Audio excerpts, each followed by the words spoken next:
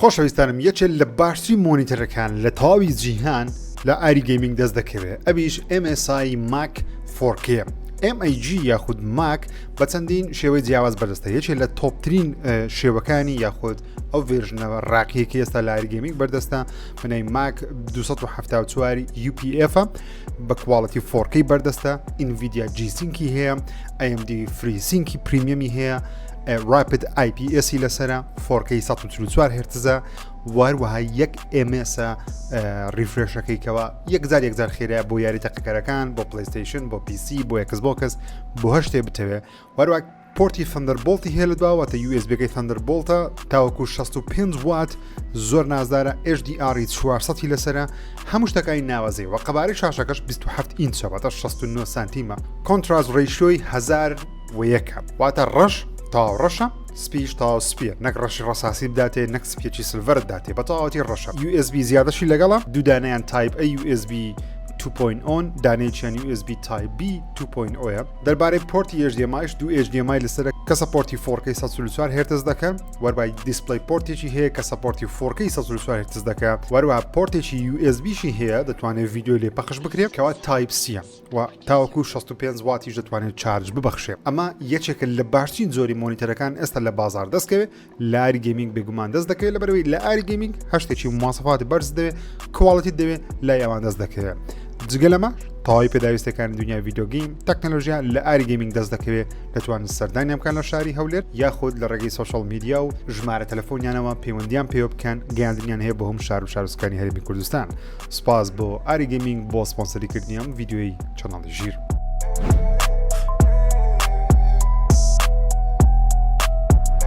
گەیمەرانی کوردستان بەخێر بن بۆ ئەڵلقەی ژمارە 223 ژیری ئەمڕۆ 12 مانجیدەی 2024 خۆم بە خۆشحاڵ دەزانم لەگەڵتانم بۆ زارشکە ببورم. بەرنامە تۆزێ دواکەوت بەهۆی ئەوەی تەخەڕوجم بوو، ئەو ڤیدیۆیەکە ڤڵۆگەکەشم بڵاو کردەوە کە هەستێکی زۆر خۆش بووە. سوپاسی هەموو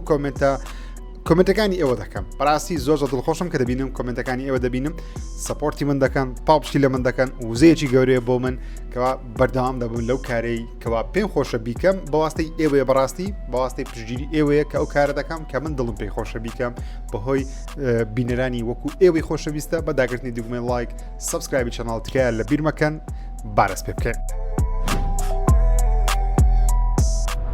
گەورەترین یارانەی لە مەفتەیە بڵاوکرانەوە و بڵاو دەکرینەوە، ئەمانن گەورەترین یاریمان هەیە بێگومان لە مەفتەیە، هەرچەندە یاریەکە خۆی زۆر گەورە نیە، بەڵام ژمارەیەکی زۆر بەرزی بەدەستێناوە. یاری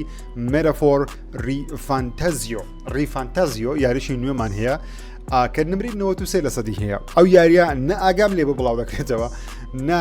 لەژێر ڕاداری من بوو، کە لەو زۆر یاریانە من زۆر بەکەمی دەکەم، بەڵام نمری 93 هەیە، واتە لە ئاستی ئاسترۆبۆتە لە ڕووی ژمارەوە کە ئاسترۆبۆت تاوەکو ئێستا لەم ساڵ وەکو یارینەک DLC بەرزترین ژمارەی هەیە. ئەمەش بە هەمان شێ، واتە ئێستا ئەمەش کاندیدێکی دیکەیە بۆ بردنەوەی یاری خەڵاتی ساڵ. جا یاریەکە بێگومان RPG ژاپۆنی، یعنی کەیف بە یاریە ژاپۆنیەکان ئانەمەیەکان دێ، ئەمە لەو زۆر یاریانەوە نمری زۆر باشی پێدرێ، هەمویان دەڵێن بەڕاستی لە ستایلی پرسۆنا 5 بە تایبەتی لەو جۆرە ستایلە یاریکردنیە، بەڵام تۆزێک ئیبداعی گەوری تێدا کردو لەو ژانرێک کە من زۆر شارەزانیم، بۆی زۆر سەرسە ناکەم، تەنیا شتان دەخێن من لە ئۆنلاین وەرم گرتووە. میهیم ئەم یاریە لە سەرتەوای پلاتفۆرمەکان ئێستا بەردەستە، دەتوان لە بە خۆتان تاقیب بکەن. و DLC گەورەکەی یاری دیابلۆ 4 بڵاوکرایەوە بە ناوی Vessel of Hatred، نمری 85% بەدەستێناوە کە نمرەکەی زۆر باشە، بەڵام هەوادارە بەو شێوە بڵیان نەبوو، ئەویش هۆکارەکەی زیاتر بۆ ئەوە نییە کە DLCەکە خراپە، بەڵکو دەڵێن تۆزێک کورتە و کاراکتەریشی کەمە، بەڵام ڕخنەگران بە دڵیان 85 پێداوە کە من بە قسەی هەندێک ڕخنەگەر هەیە کەوا کاریگەرم پێیان دەڵێن شانی کڕینە شانی تاکردنەوە، لەگەڵەوەش هەواداران هەندێکیان بەدڵیان نەبە، بەڵام هەندێکیان ڕێوی بۆمبیشان هەیە، مەسەلەن شتێکیان بەدڵنەبی سفری دەدەنێ، مەسەلەن ئەگەر شتەکەت بەدڵنەوی معنای ئەوەی نییە سفری بدێت، جاروێت 4 5 6 ژمارەیە، بەڵام گێبەراشتەکیان بەدڵبی دەردی پێدەن بەڵێنەبی سفرێن بەگشتی ناڵم هەر هەمووانە، بەڵام بەگشتی وە، بەڵام 85 هەیە و ئێستا لەسەر Xbox، PlayStation و PC بەردەستە. لە کۆتاییدا یاری ساڵن هیل 2 بڵاوکرایەوە و نمرەکانیشمان هەیە، پێم یافتی ڕابردوو تۆزێکم باس کرد، بەڵام هەفتەیە بە فەرمی نمرەکە بەو شێوازەیە 86% هەیە لەسەر PlayStation 5 کە ژمارەکەی زۆر باشە و لە چاوەڕوانەکانی من بەرزترە. بەڕاستی هەواداران زیاتر بەڵدیانە، هەواداران بەگشتی دەرەدەی هەم پێدەیە، وەکوت شتێکیان بەدڵبی دەرەدەی پێدەدەن، بەگشتی نمرەکەی بۆتە 9.3 لە Metacritic لەلایەن هەوادارانەوە. بەگشتی دەڵێن لە ئاسی چاوەڕوانەکان من بەرزتر وەکوتم ستودیو بلوبەرتین لەبەر ستودیویەکی نوێنە و ئەزمونیان کەمە ئەزمونیان زۆر نییە تۆزێت دوودڵ بوون لێ لەبەرەوەی ساڵن هیل یەکێک لە باشین یاریە مانەوە لە ژیانە ترسناکان لە مێژوودا یعنی ئەو یاریە هۆکارە لەبەرەوەی ڕزدنیڤڵ بەو شێوەیە سەرکەوتو ئێستا حالیان ڕاستە ڕزدنیڤڵ پێش ساڵن هیلش بڵاو کرایتەوە بینەوە سەر ڕەسان باسکەم پێم وابی غەڵەت نەبم پێش ساڵن هیل پێش ڕزدنیڤڵیش پێش ساڵن هیل ڕزدنیڤڵ بڵاو کرێتەوە پێم وابی بەڵام ساڵن هیل 2 ژانرەکەی بە تەواوەتی گۆڕی جە و کەش و هەوایی کە یاری ترسناکان ئێستا پێی دەناسێنەوە 90 تۆن دەڵێ ئیلهامەکەیان لە ساڵن هیلی وەگرتیە ساڵن هیل دڵخۆشم کەوا سەرکەوتووە بلوبەر تیم عافیە لە بۆیان وەتیشم لە ڤیدیۆکان ڕابردوومتم ئەگە بلوبەر تیم کارێکی باش بکە دەست خۆشانە دەکەم واگە خراپیش بیکارەکە وەروە سەرزنشتیان دەکەین و دەڵێن میکڕم بەڵام ژمارەکان زۆر باشن گەیمەران بە دڵیانە هیوادارم ئێوەش لە کات و ساتێک بیکڕن لەوانە ئێستا بە منخیتەوە بە $70 نێکردن بەڵام لە کاتێک هەرزان بوو ئەگەر حەستان کرد تاقیکەنەوە بۆ بیگمان یاریەکە شایانی تاقیکردنەوەشە ئەنتڵ دۆنیش بڵاو کرایەوە بە فەرمی لەسەر پلیستیشن 5 بۆ جارێکی دیکە بەڵام نمرەکانی ئەمە زۆر باش نین هەفتاوێکی هەیە هۆکارەکە ئەوە نییە کە یاریی خراپە لەبەرەوەی یاریەکە خۆی پێشتر بڵاو کایتەوە نمری زۆر باشی هەیە بۆ پێشتر و گەیمەران زۆر بەڵام بەڵام لەبەرەوەی ئەمە بەناو لەناو دوو کەوانە ڕیمەیکە یاخود ڕیماستەرە بە قسەی پلیستیشن بە ڕیمەیکە دووبارە دروست کراوەتەوە هەرچەندە لە ڕووی ڤیژوەڵ و گرافیکەوە دەڵێن گرافیک جوان بووە بەڵام زۆر خەڵک دەڵێن ئەو ڕخنەگران دەڵێن پێویست نینە دەکرێت بە $60 دووبارە بفرۆشێت لەبەرەوەی گۆڕانکاریەکان لەو ئاستەنین گرافیک جوانە بەڵام ئەنیمیشن زۆربەی کاتوەکو خۆیەتی ئادڵێن لەو ئاستە نەبووە وەکو ڕیمەیکردن ئەگەر نا یاریەکە بیگومان شازەوە شتێکی دیکەشە بوو کە سۆنی حرکەیەکی زۆر سۆنیانەی کرد لەمە پێەیە ئەویش یا ڤێژنی کۆنی یاری ئەنتڵ دۆنی لە ستۆرەکەی دیلیس کرد واتە ناتوانانی بیکری ئەگەر هەتا دەتوانانی داوڵندی بکەی بەڵامی چی دیکە ناتوانانی بیکڕی واتە ڤێژنەکەی ڕابردوو ناتوانین بکڕی چکە بیان نرخی ئەرزانترە تەنیا دەبێ ئەمەیان بکڕی نرخی $60 حرکەی سۆنیانیە زۆر دەڵێم سۆنی کە سۆنی دەبی حرکەی لەو شێوازە دەکات ناچارە دەکە گرانتری شت بکڕی کە پارە پەرستنیدی پارە لە بۆ سۆنی زۆر گرنگە کۆمپانیای نیە پارەکەنگری بەڵام سۆنی کارە ساتە کاتەکەێت دەسە مەسلەی پارەی یاریەکانی پلیستیشن پلس لە مەمانجی 10 لە بۆ ئەکسترا پریمیەمی ژاشکراکران ئەمە یاریەکانن و هایلایتەکان گەورەترین یاریەکان دێداڵن دوو گریس Dark Pictures Anthology The Devil in Me 2 Point Campus Mickey Island Monkey Island ببورن گۆزبەستەرە VRەکە لەگەڵ یاری گریس یاریەکە خراپین لەبەرەوەی مانجی ئۆکتۆبەرەوەتە مانجی هەڵەوینە مانجی دێە لە ئۆکتۆبەر عادەتەن یاری ترسناکان و پرخمێنەکان و کوشتن و برێنەکان زۆر بەراواگە بەش پلیستیشن چەند یاریی داناوە لە دێدایلند و دێڤڵین میە خراپ نییە لە مانگە زۆر باشەکان نیە و لە مانگە زۆر خراپەکانیش نییە وەروە لە بۆ تۆم کلاسی گۆزریکۆنیشیان زیاد کردێ بۆ کەسانێک کەیفیان بە یاریی بیسڵتی لەو شێوازە دێ بەڵام لە بۆ گەیمەرانی پریمیەم پلیستیشن VR دوش یاریمان هەیە یەکێ لەوانەیە The Last Clock Winderە وەروەها لە بۆ گەیمەرانی پلیستیشن پلس پریمیەمی یاخود دیلەکس چەند یاریی کلاسیش زیاد کرا داینۆ کرایسیسی پلیستیشن 1 هاتەوە یاری سایرن هاتەوە و یاری ڕۆتایپ هاتەوە بەناوی دایمنشن EX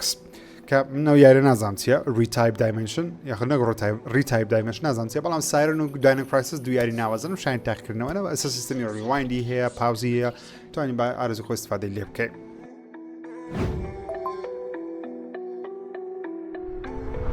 بین لای هەواڵ یاریەکان و بەگشتیش هەواڵی سەرنجشمانەیە سەرتەژەوە ڕۆکسار ئەسپەکەم ڕۆکسار لە مەفتەیە چەند شتێکی هەیە یەکەمیان دەنگۆیەکی نوێیە لەلایەن یەکێ لەو دزە پێکرانە و دەنگ خاوەن دەنگۆیانە بڵاوکرێتەوە کە من زۆر جێن سیقی نییە بەڵام لە ئۆنلاین بۆ ترێند وتم بە ئاگادار بن دەنگۆیەکی لەو شێوازە هەیە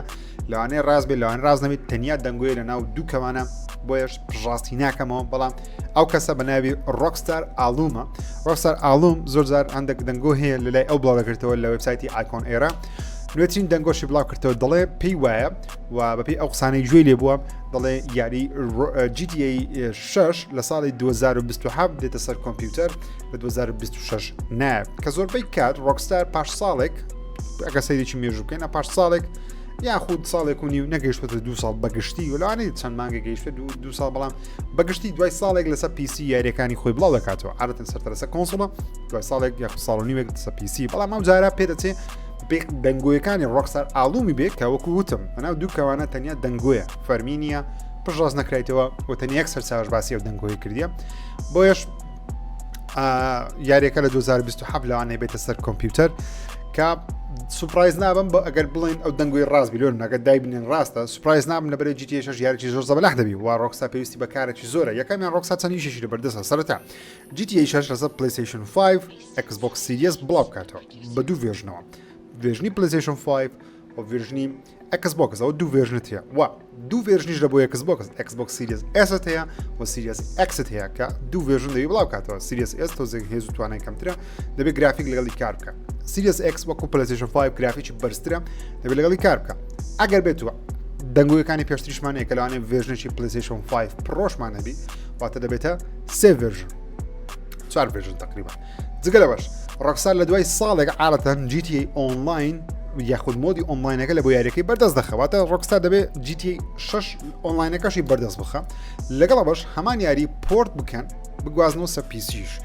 کە کارێکی زۆری دەوێت بگومان بەڵام ڕۆکستا کارمەندی یەکجار زۆر بە هەزاران کارمەندی هەیەچێکە لە گەورترین کۆمپانیەکانە جیهان سە کات پێویستە بڵێ 2027 نازان تەنیا وتم ئاگادار بن هیواتان زۆر بەرزمەکەنەوە لە دوای 2025 بەسەری بێت سە پیسی لەوانەیە کاتی پێویست بچووکە خۆشی یاریەکە لە کۆتاییەکانی 2025 سە PlayStation و Xbox دەکرێتە لە مانجی 9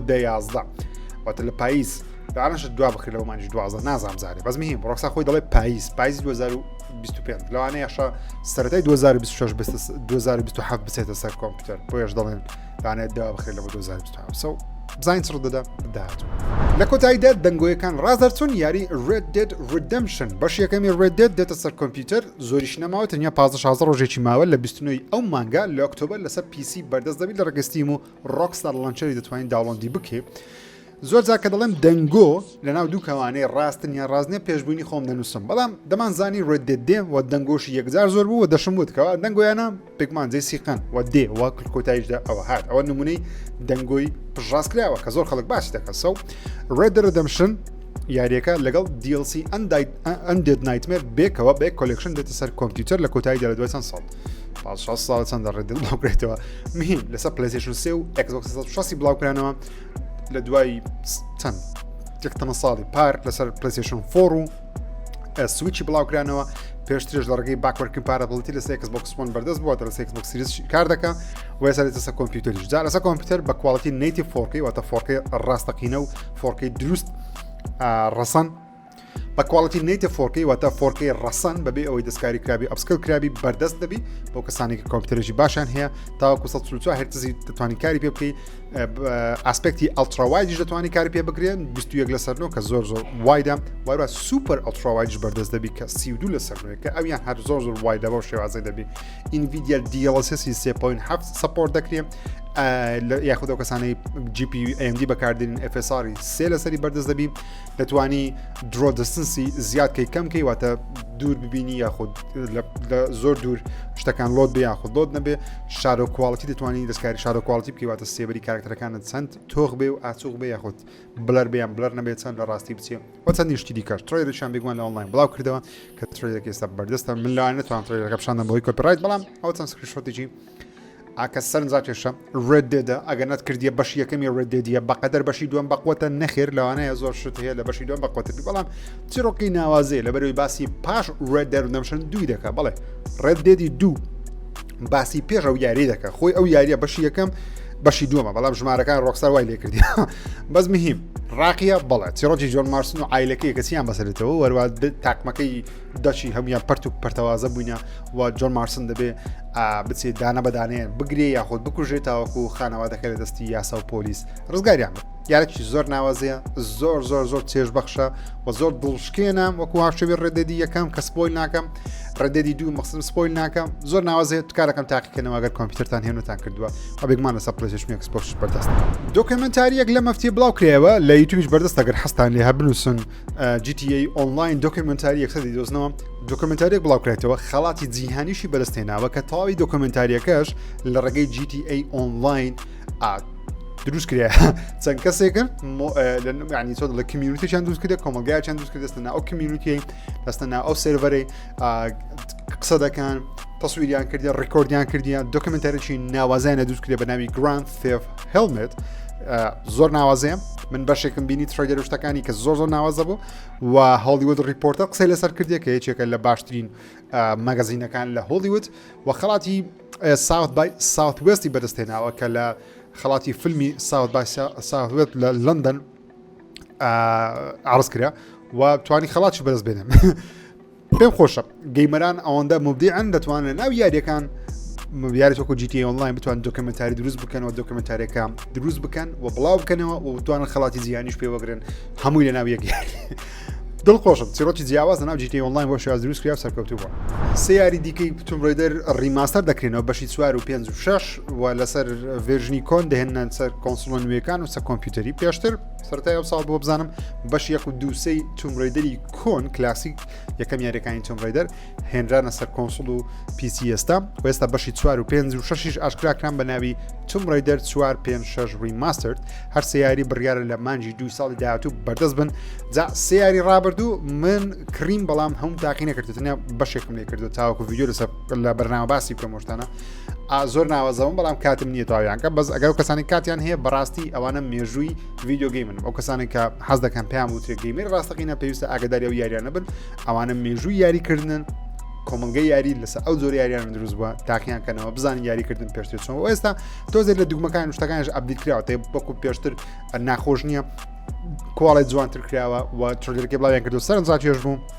بەڵام لە هەمان کاتدا شێوەیە کلاسیکەکە شێرماوەتەوە یاخود لارا کرۆفتە کلاسیکە کارمایتەوە دڵخۆشم هیوادارم یاری زیاتری ڕیماستەر ببین لەسەر کۆنسۆڵی پلیستیشن 1 و 2 یاخود ئەکسبۆکس ڕەسان بهێنە سەر سەردەمی ئێستا و جەماعەتی توم ڕێدەریش لە مەفتی ڕێنگەیانکەوە بە فەرمی 100 میلیۆن دانە کۆپی لە یاریەکانی توم ڕێدەر بە گشتی فرۆشاوە یاخود فرانچایزی توم ڕێدەر 100 میلیۆن دانی لێ فرۆشاوە کە دڵخۆشکارە هیوادارم یاری داهاتی توم ڕێدەر لە ئەساڕوانەکانمان بێت یاریێکی کۆنی پلیستیشن 1 Star Wars بە ناوی Star Wars Episode 1 Jedi Power Battles دێتە سەر کۆمپیوتەر و کۆنسۆڵەکان یارێکی کۆنی پلیستیشن 1 بە نرخی $20 دووبارە بڵاو دەکرێتەوە هەرچەندەوە ڕیماستەر و شتنی زیاتر پۆرت کرایەوە تۆزێک کواڵەتی ڕێزۆلوشن تۆزێک بەرز کراوەتەوە تا ڕیماستەری تەواویش نییە و نرخەکەشی زۆر نییە دێتە سەر پلیستیشن 5 Xbox Series X و S Switch وەروێ بیگمان ستیم و پیسیش بە نرخی $20 و بڕیارە لە 23 مانجیەکی 2025 بەردەست بێت نینتندۆ کۆنسۆڵێکی نوێی بڵاو نەکردەوە بەڵکو شتێکی جیاوازی بڵاو کردەوە کە زۆر سەری دراچشم و من حەز دەکەم هەم بێ نرخی $100 ئەمە کاتژمێری نینتندۆیە کاتژمێرێکە شێوەیەکی سوور و سپیەکەی ڕۆژەکەی نیکندۆی هەیە و لەسەر شاشەکەش کاتژمێری سەر پێخەفە بەڕاستە تەنش پێخەفەکەی خۆدا نەک شوێن نووسنت پێت دەڵێ بەرواری چەندە و کاتژمێر چەندە و لەگەڵ وایفاین کۆنێکت دەبێ و بگومان لە خەڵ هەڵسانی هەیە بە میوزیک و دەنگەکانی ناوجیهانی ماریۆی و سنسەری هەیە دەتبینێ کاتە تۆ لە خەوی نووستی یاخود هەڵسای پێت دەڵێ و کاتی خەوت بێ میوزیکێکی هادی جیهانی ماریۆت بووێ جا زێڵداد بووێ هەر یارێکی نتندۆت بێ پێشەش یارێکی پێ مابیتێدایە پێت دەڵێکەوە بنو یاخود ئێستا کاتی هەڵسانە یان کاتێککە ئەو لە ئەولادەکەی مۆسقایکی هادە ئەلۆ پێ دەکە تاوەکو خەول لێکەوێ و هەڵسانی شت ئەگەر هەر هەڵنەستی جەڕز دەیدا هەر هەڵنەستی میوزیکەکە تونتر دەبێت تا ئاخیر وا دەکە دەبێ هەڵسێ کە شتێکە پێ وابی لێ بە من زۆر باشە چکە من نەخە هەستان و نەخەون زۆر باش نیە ماوەی نەک لە بەرەوەی پێشتن بە کاژمێری زیرەکە تاوەکو تەنیشت خۆم دارم چکە مۆبایلمان هەیە کەس پێویست ناکە شتەی هەبێ بەڵام نیتندۆیە ینی ماریۆی لەسەر دادنەی خۆشە جەوە ینی حەز دەکەی بەڵام نرخی چەندە $100 تۆزە گرانە ئەگەر نرخی لەوانێ $50 بەلاری زۆر خەڵی بیکردەوە بەڵام $100 پێ مابی تۆزێک زۆر و ئێستا بەردەستە لە تەواوی جیهان و سەبسەبێتە بێتە کوردستانیش حەز دەکەم دانەیە بکڕم بەڕاستی هەر کەسێک دوکانی هەیە شتێکی هەیە دانێکی بەرز کات ئاگدارم کاتەوە دێمە لای لی دەکەم ترۆیەرێکی نوێ لە بۆ یاری بلاک ئاپس 6 بڵاو کراوە ترۆیەری لەنچ بڵاو کراوە زۆریشن مەبێ 1-2 هەفتەیەک ما بڵاو بکرێتەوە یاریەکە و ترۆیەرەکە سەرنجا کێشە هەندێک بابەتی نوێ لەسەر چیرۆکە و شتەکان باز دەکە کە من باسی ناکەم دەمێ خۆتان ترۆیەرەکە بین چکە ئێستا وای لە یادوە ناتوانانی باسی ترۆیەریش بکەی بەتەواوەتی لە بەرنامە لە بەروی خەڵکی یەکسەر لە دەنووسن کاکە سپۆیل مەکە با خۆن ترۆیەرەکە بین ئۆکەی پێتە دەڵێ شتی نوێی تێدایە سەر ترۆیەرەکەی بکەن زۆریش ماوە یاریەکە بڵاو کردەوە بگومان کە یاریەکە بڵاو کرا زیاتر قسەی دەکەم بڕیارە لە سیوێکی 12 ئەم ساڵ یاری Resident Evil 2 لەسەر آیفۆن آیپاد و ماچی نوێ بەردەست بێت بگومان دەبی آیفۆنەکە پێم ئەبی 15 پرۆ بەسەرەوە بی یان 14 پرۆ بەسەرەوە بی یان 15 پرۆ بەسەرەوە بی ببورن ماکەکەش دەبێ M1 لەسەر بێ M1 بەسەرەوە لەسەر بێ و آیپادەکەش دەبێت چیپی M1 لەسەر بێ بەسەرەوە ئیزە دەتوانانی کاری پێ بکەیت هەموو آیپادەک و هەموو آیفۆنێک ناتوانێت ئەو یاری ئەنجام بدەم بەڵام مشکلەکە ئەوەیە دوو یاری ڕابردوو نرخیان بەرز بوو بە تایبەتی Resident Evil 4 نرخی $60 بوو Resident Evil Village تۆزێ باشتر بوو نرخی $20 بوو Resident Evil 7 و Village کە نرخیان 20 بەڵام Resident Evil 4 $60 بوو Resident Evil 2 دووبارە بڵاو دەکرێتەوە لەسەر ئەو کۆنسۆل و لەسەر ئەو مۆبایل شتانە کە بۆ جارێکی دیکە بڵاو دەکرێتەوە بگومانیارەکە نازانم چێ لەسەر ئایفۆنی یان لەسەر ئایپادی یارێکی وازە بەلە تاقی دەکاتەوە کە ئەگەر بێگومان دەکرێت لەبەرەوەی ئایفۆن و ئایپاد پرۆسەر نوێیەکانی ئەپڵ تۆزێ بەقوتن توانم یاریان بکەم بەڵام ئەو یاریانە مۆبایلی بە تەچی کارە ساتە بەڕاستی وا هەواڵێکی گەورەشەیە لە مەفتەی لەسەر یوبیسۆفتی کەوا دەنگۆ هەیە نەک دەنگۆتەنی راپۆرتی جیاواسە بتەنات ئاژانسی ڕۆیتەرز و ئەیپیش باسییان کرد ئەسۆسیێت پرس وتیان کۆمپانیای تێنسنت لە قسەکردندا لەگەڵ لە گفتوگۆدا لەگەڵ کۆمپانی یوبیسۆفتی تاوەکو کۆمپانی یوبیسۆفتی بکری و کۆمپانیەکە بکاتە کۆمپانیاکی پرایڤت واتە لە خاوەن پشکەکان دەری بێنێ دەستی خاوەن پشکەکان تێزێت های پشکەکان بکڕێ دەری بێنێ بکاتە پرایڤت و کاری پێ بکەن جام خانەوادەی سەرەکی کۆمپانیای یوبیسۆفتی کە گیلمۆ فامیلی یاشەکی وایە خێزانی دەست خێزانێکە لە مافتەی ڕایان گەیاندکەوە ناموت ئەو هەواڵانە ڕاستن یان درۆن وتیان ئێمە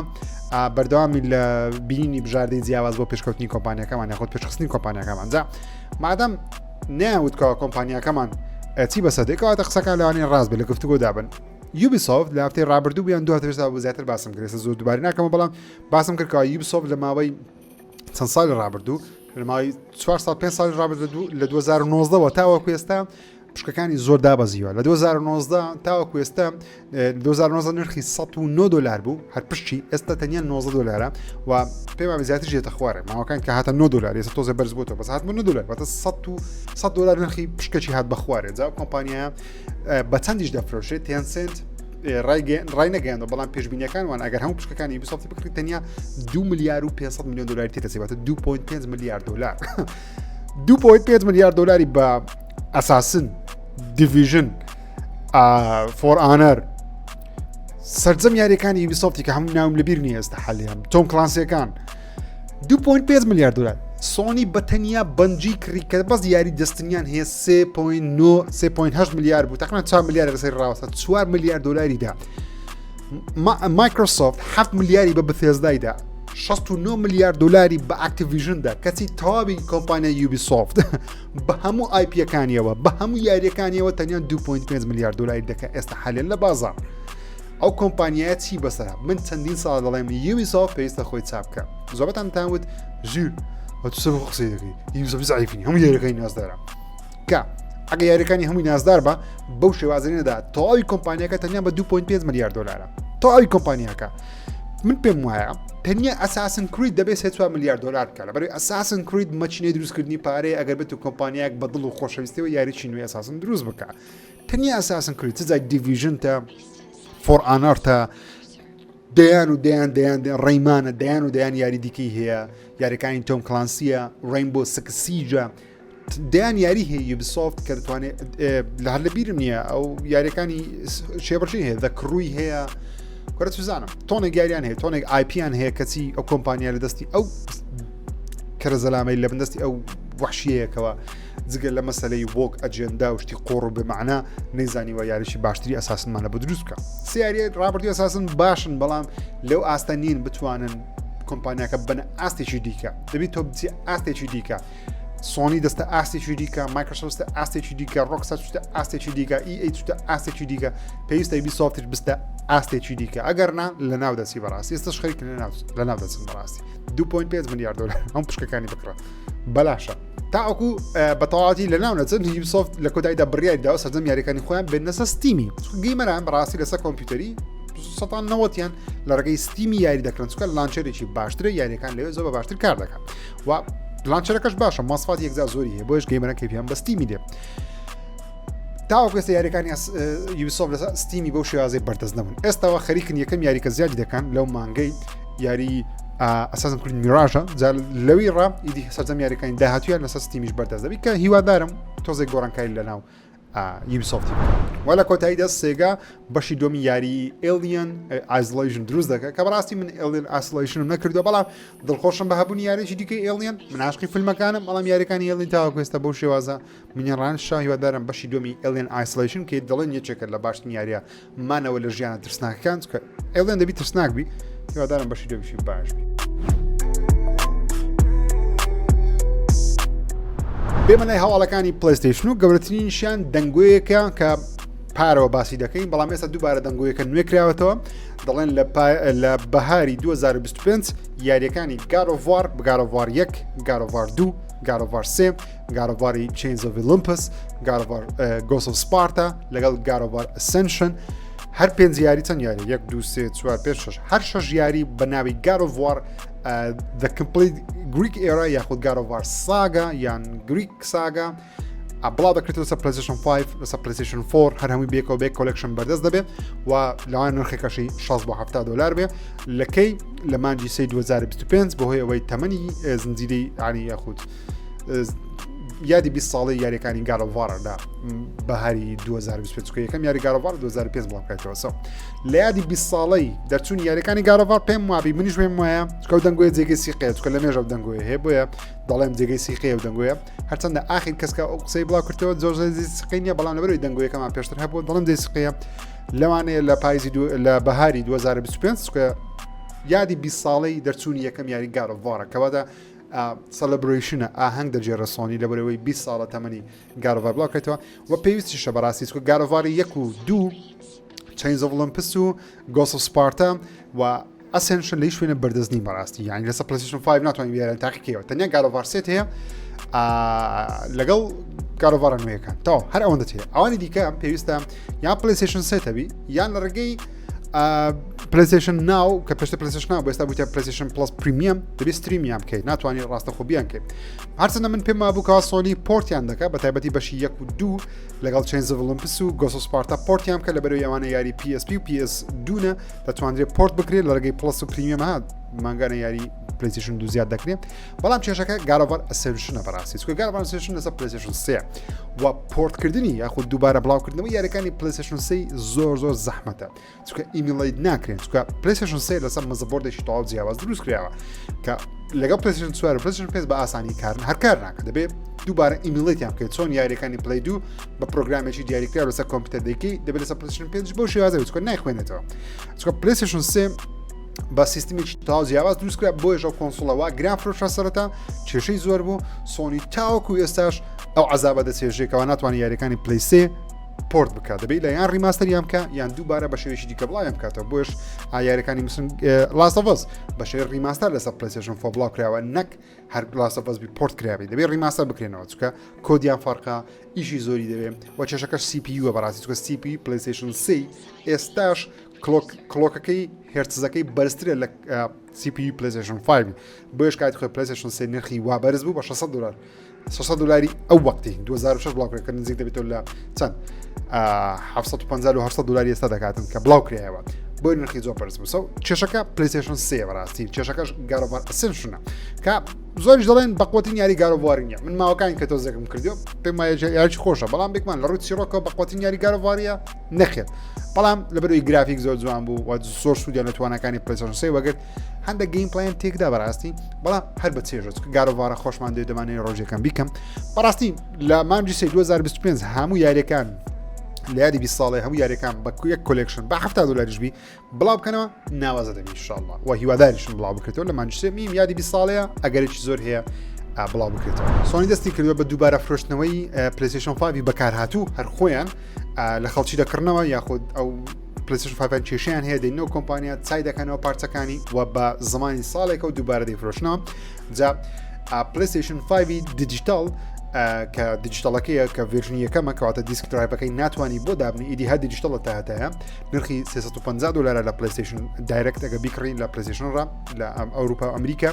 و PlayStation 5 ئاسایی ڤێژنی C1000 کە ئەوەی ئەو دانێ من هەمە کۆنەکە فاتەکە کە شوێندیشی هێ و لێ ناکرێتەوە ئەو یان نرخی $400 واتە 100 بۆ $150 هەرزانترە کە پێم وایە لەبەرەوەی زمانی ساڵێکی لەگەڵ ئەو ریفربشتی پێ دەڵێن PS5 ریفربشت پێم وایە ئەگەر دەستان کەوت هاتە کوردستان دەستان کەوت ئەو دانەیە بکڕن لە زیاتەوەی دەستی دوو بکڕی لە بازار ئەو دەستی دوی پلیستیشن بکرێت کە زمانی ساڵێکی لەگەڵە زۆر باشترە ئەو پاکرێتەوە یعنی کێشەی نییە کە سۆنی خۆی چاچی کردوێتەوە پێم وابی شتێکی باشە بۆ کەسانی کە دەیانەوێت بەنرخێکی هەرزان PlayStation 5 بکڕن. ئاسترۆبۆت لە ئەوروپای لە ماوەی ئەوەندەی کە بڵاو کرایەوە ئێستا حالیان پڕفرۆشتین یاری 3D پلتفۆرمەرە کە ماریۆ نەبی پێکمان ناتوانێت بەکو ماریۆ بفرۆشێت لەبەری سوپەر ماریۆ لەوەتی دنیا هەیە لەوەتی ڤیدیۆگەیم هەیە سوپەر ماریۆمان هەیە بەناوبانگە کارکتەکە ئاسترۆبۆت پلتفۆرمەرێکی نوێ بەڵام دڵخۆشم کە دەڵێ ئەگەر ماریۆ نەبی بەناوبانگترین و پرفرۆشترین پلتفۆرمەرە ئێستا حالیان پلتفۆرمەوەتە ئەوە کارکترانی ئەوە پاس دەدەن پێیان دەوترێت پلتفۆرمەر شاشە لە لایەک پیشاندە یاخۆت بە 3D بین پلتفۆرمەرە پاس دەدەی ئێستا شوێنەکان و مەرحەلەکان پێم خۆشە ئاسترۆبۆت زۆر سەرکەوتووە چووکە یەکێکە لە باشترین یاریەکان ساڵ و تاوەکو ئێستا لە بۆ من ئاسترۆبۆت یاری ساڵە تاوەکو ئێستا بزانین لە چەمانجر داهاتوو و ساڵن هیچ تاقیکەمە بزانم لە چ ئاستێکە ئەنجنانێ بڕیارم بگۆڕە نانێ یاری Little Big Planet 3 لە کۆتاییدا یاریەکە و DLC کارشی دیلیز دەکرێن لە PlayStation Store لە سیڤیەکی ئەو مانگە جا ئەو کەسانی PlayStation 3یان هەیە ئەو عەز دەکەنەوە یاری تاقیکەنەوە ئەگەر تاوەکو ئێستانتان کردو یاخود چانسێکی پێدەن یاخۆتانە بیخەنە سەر ئەکاونتی خۆتان چوەگەر بسڕێتەوە ناتوانانی بیکڕی بەڵام ئەگەر بیکڕی بشڕێتەوە لەسەر ئەکاونتەکە دەمێنە و مەجاری داوڵۆندی هەردەمێنێ بۆ چەندین ساڵی دیکەش چکە یاریەکان کە تۆ لە ئەکاونتت سۆنی بەدەگمەن کارێکی وا دەکات ناو ئەکاونتەکەی خۆدرا دیلێتی بکە دەمینێ بەڵام کڕینەکەی ڕادەبەستی کە یەکێکە لەو زنجیرانە سە PlayStation 3 زۆ بەناوبانگ بێمە سەر Silent Hilliش دروستکەری Silent Hill ئۆریژنال Silent Hill Director یاخود دەرهێنەری ڕەسەنی یاری Silent Hill 2 ڕایگەیان بە فەرمی ڕایگەیان کەوا زۆر دڵخۆشەکەەوە بلوبەر تیم کارێکی زۆر باشیان لەگەڵ Silent Hill 2 کردیەوە گەیمەرانی زۆریان بەدڵە کە دڵخۆشم بەشتە بێمە سەر هەواڵەکانی Xbox و دوو هەواڵی گەرمم هەیە بە تایبەتیش هەواڵ یەکەمیان کەوا Xbox بەڕاستی کارێکی کردووە لە مێژە هەواڵێکی پۆزتیفمانە بەرسێکرد بەڵام ئەویان هەواڵێکی زۆر پۆزتیفە هیوادارم ئەو جارەتێکی نەدەن ئەویش چیە ستودیۆی 343 ئیندەستریسە 343 ئیندەستریس بە فەرمی ناویان نەما ناوەکەیان بۆ هەیلۆ ستودیۆز وەروە چی دیکە بە ئینجینی خۆیان کار ناکەن تەواوی کارەکان و یاریەکانی داهاتوی هێڵۆی بە Unreal Engine 5 کار دەکەن کە دڵخۆشم هەندێک دیمەنیشان بڵاو کردوێت نەوەنە دیمەنی یاری هەیلۆی نوێ نینە تەنیاوتیان ئەمە وەکو شۆکەیسێکە وەکو عەرزێکە کەوا یاری هەیلۆ لەسەر Unreal Engine 5 چۆن دەبێت کە یەکەم جارە یاریی هەیلۆ بەگشتی یاریەکانی مایکرۆسۆفتی بەگشتی کە خۆیان دروستیان لەسەر Unreal Engine 5 دروستی ناکەن چکە ئینجینی باقوەتی خۆیان هەیە بەڵام هەیلۆ لەمە دوارەسێت Unreal Engine 5 و ناوی ستودیۆکەش 343 نەما بۆ هەیلۆ ستودیۆز هەرچەندە زۆر شت ناگۆردە لەبەروی هەمان ستافن ڕاستە دەرهێنەرەکان گۆڕدراینەوە و سەرۆکی کۆمپانیاکە سەرۆکی ستودیۆکە شتەکان گۆڕدان لەبەروی هەیلۆ ئینفینیت ئەو سەرکەوتن نەبوو کە مایکرۆسۆفت هیوا بۆ دەخواست بەڵام لە هەمان کاتژە دڵخۆشم چکە تەمشە لە کوردستان یاریەکانی هەیلۆی بەناوبانگ هەیە ئێستاش تێناگەم بۆ گەیمەرانی Xbox لە ئۆنلاین بەردەوام مناقەشەیتیان لەسەرەوەی کەوە بەس باسی گاڵڤار دەکەن بەس باسی گاڵڤار دەکەن من یەکێکم لەو کەسانێک کە هەیلۆ ئینفینیت بڵاو کرایەوە من باسی هەیلۆ ئینفینیت نەکرد کەچی ڤیدیۆکە تاوە کەسە 12000 کە زیاد تەماشای نەکردیە هەیلۆ بەناوبانگترین کارکتەری Xboxە 90 گەیمەرانی کورد کە Xboxیان هەیە و خۆیان پێ هەواداری Xboxە یاریەکانی هەیلۆیان نەکردیە نارێم ئەتوو کە تو کردیتت ئەتووی ناڵێم بەڵام بەگشتی نە لە ئۆنلاین باز دەکرێن زۆر بەکەین باز دەکرێن تکایە یاریەکانی هەیلۆی بکەن یەکێکن لە باشترین یاری تاقیکەرەکان لە مێژوودا هەیلۆ هۆکارە کە ستودیۆی بەنجی دروست بوو چکە بەنجیەکە هەیلۆی دروست کرد هەیلۆ هۆکارە کە دەستنی بۆ شێوازە بەناوبانگە هەیلۆ هۆکارە کە یاریەکانی Call of Duty لەسۆ ستایلی خۆیان بەناوبانگن یاری تاقیکەری دووشاشە هەیلۆ دروستی کردیە یعنی هەیلۆ مێژووی Xboxە پێم سەیرەکەەوە مایکرۆسۆفت ستودیۆکی زەبەلاشی لە بۆ دروستکرد ستودیۆی 343 ئیندستریس تایبەتم بە بەرەمێنانی یاریەکانی هەیلۆ کەچی ئەوان سەرکەوتونە بوونی هێشتا مایکرۆسۆفت بەردەوام ستودیۆی نوێ دەکاتەوە 5 ساڵ جارێک نوێیان دەکاتەوە یاریی دروست دەکەن کە لا چاڕۆن بس بۆنە هەیلۆ 4 زۆر باشە بەڵام هەیلۆ 5 گاردیان خراپ بە پێ قسەی هەموو گەیمەران بێ بۆ یەش ستودیۆکە دووبارە خۆیان نوێ کردەوە هەیلۆ ئینفینیتیان دروست کرد کە وتیان دەستپێکەکی نوێ کەچی ئەویش بەو شێوازە سەرکەوتنە بوو کە هەرچەندە من زۆر بەدڵ بوو وەکو کامپین مۆدی ئۆنلاینەکەش گەیمپڵی باش و بەڵام هیچێکی ویان لەگەڵ نەکردنیا بەجیان هێش بۆ ژیارێکە بەرەو مردن ڕۆی بۆیە ئێستا چیان کرد ئێستا ئەوجارە هەر ناوی ستودیۆیەکەیان ئێستا هەر ناوی ستودیۆیەکەیان گۆڕی ئینجینیان گۆڕیوە بوو دەرن دووبارە دەست پێ دەکەینەوە ئەو هەمە دووبارە پێکردنەوە ئۆکەی هیوادارم هەیلۆ بگەڕێتەوە سەر ئاسی جارانی خۆی سکۆیارەکانی هێڵۆ من هەر هەمی تاقی کردیتەوە هەر هەمیان ناوازانە بە تایبەتی هەیلۆ 1 و 2 چواریش وڵا بەڵام هەیلۆ ریچ یەکێکە لە باشنیارەکان لە مێژوودا لە ڕووی چیرۆک لە ڕووی گەیم پڵەی هەیلۆ ئینفینیت کامپینەکەشی چیرۆکەشی زۆر خۆش و وەکەی کامپینەکەشی بە قۆد و بەڕاستی ڕاستە ئۆنلاینەکەیەوە شازن بەڵام تکای ئەگەر گەیمەری ئەکسبۆکسی هەیلۆینەکەی ئەدێت و لۆ گەیمەری ئەکسبۆکسی زۆربەی گەیمەرانی ئەکسبۆکس یاری تایبەتەکانی ئەکسبۆکس ناکەن بەڵکو یاریەکانی ناو گەیم پاسی دەکەن کە لە هەموو شوێنە بەردەستە تکای یاریەکە تایبەتەکانی ئەکسبۆکسی بکەن یاری تایبەتی ئەکسبۆکس تەنیا فۆرسا نییە بەڵکو هەیلۆشە تکا دەکەم بیکەن و چێش کردیتی لە کۆمنت نووس ئەپدێتێکی نوێ هەیە لە بۆ ئەپلیکیشنی ئەکسبۆکسی لەسەر ئەندرۆیدی لەمە دووە گەیمەران لەسەر ئەندرۆیدی نەک iOS هێشتا iOS بەڵام لەسەر ئەندرۆیدی گەیمەرانی ئەکسبۆکسی دەتوانن هەردوو ئەپی لێک دەن یاخود هەردوو ئەپدێت دەبێت ئەپ باپی ئەکسبۆکسی هەم دەتوانی ستریمی یاریەکان بکەیت ئەوتە یاریەکان بە پەخش بگوازی شێوەی چۆن پلیستیشن هەیتی واتە یاریەکانی خۆت و گەیم پاسیش دەتوانین ستریم بکەین واتە ئەگەر کۆنسۆڵەکە لەماڵەوە کێبڵی پێوە ئینتەرنێتی هەیە باشە ئینتەرنێتەکەی توانە سە مۆبایلەکەت ستریم بکەی پەخش ڕاستە خۆیان لەبەوە بکەی دەگوازرێتەوە واروەها لەمە دووە دەتوانین ڕاستە خۆرەوە ئەبی ئەکسبۆکسی یاری بکڕی کە پێم سەیر وتاوە کوێستا نەبوو لەبەر لەسەر پلیستیشنی دەتوانی لەسەر پلیستیشنی لێرە لە مۆبایل دەتوانی هەرچەندە وێب پیجە نەک ئەپە بەڵام لەسەر ئەپی پلیستیشنی توانین یاری بکڕی لەمە دووە لەسەر ئەکسبۆکسی توانی هەمان شت بکەی بەڵام تەنیا ئەندرۆید iOS هێشتا مایە هیوادارم ئەو حرەکەیەش باش لە بۆ گەیمەرانی ئەکسبۆکس خۆشەویستان سوپاس بۆ بینی مەڵقەی پرۆگرامی سفرەژنی هیوادارم بەرنامەتان بەدڵبی چاوتان ماز دەکەم تا ئەڵقەیەکی دیکەی بەرنامە بەخۆگەتان سپێرم خوداتان لەگەڵ